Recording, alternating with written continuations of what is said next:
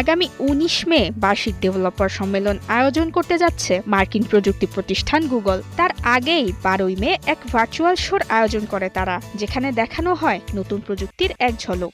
Google বুক, laptop সহ Android, Gemini এবং বিভিন্ন স্মার্ট যন্ত্রের জন্য একাধিক নতুন প্রযুক্তি ও সুবিধা যুক্তের ঘোষণা দেয় এই বৈশ্বিক জায়ান্ট।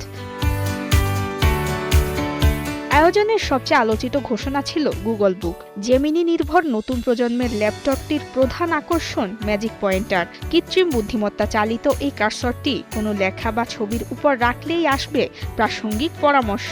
এই ল্যাপটপে অ্যান্ড্রয়েড ফোনে থাকা অ্যাপগুলোও সহজেই ব্যবহার করা যাবে। চলতি বছর বাজারে আনার ঘোষণা হলেও নির্ধারিত তারিখ বা দাম এখনো জানায়নি গুগল। নতুন বিভিন্ন প্রযুক্তি যোগ হচ্ছে অ্যান্ড্রয়েড সাপোর্টেড গাড়িগুলোতেও। এসব গাড়ির ডিসপ্লেতে আবহাওয়ার তথ্য, গ্যারেজের দরজা খোলা বা দ্রুত ব্যবহারের জন্য কাস্টম উইজেট যুক্ত করার ঘোষণা দিয়েছে গুগল। পাশাপাশি গুগল ম্যাপসে যোগ হয়েছে উন্নত 3D ডিসপ্লে সিস্টেম, যা চালককে নির্দিষ্ট লেন শনাক্তে সহায়তা করবে। শুধু তাই নয়, যুক্ত হবে ইউটিউবের ফুল এইচডি ভিডিও দেখার সুবিধা। তবে গাড়ি থেমে থাকলেই শুধু চলবে ভিডিও, ইঞ্জিন চালু হলে শোনা যাবে শুধু অডিও। এছাড়া চেষ্টা চলছে জেমিনিকে আরও উন্নত করার। অ্যান্ড্রয়েড অপারেটিং সিস্টেমে জেমিনি ইন্টেলিজেন্স চালুর ঘোষণা দেয় গুগল। অন্যদিকে গুগলের ফোন পিক্সেলে আসছে কন্টেন্ট নির্মাতাদের জন্য নতুন সুবিধা।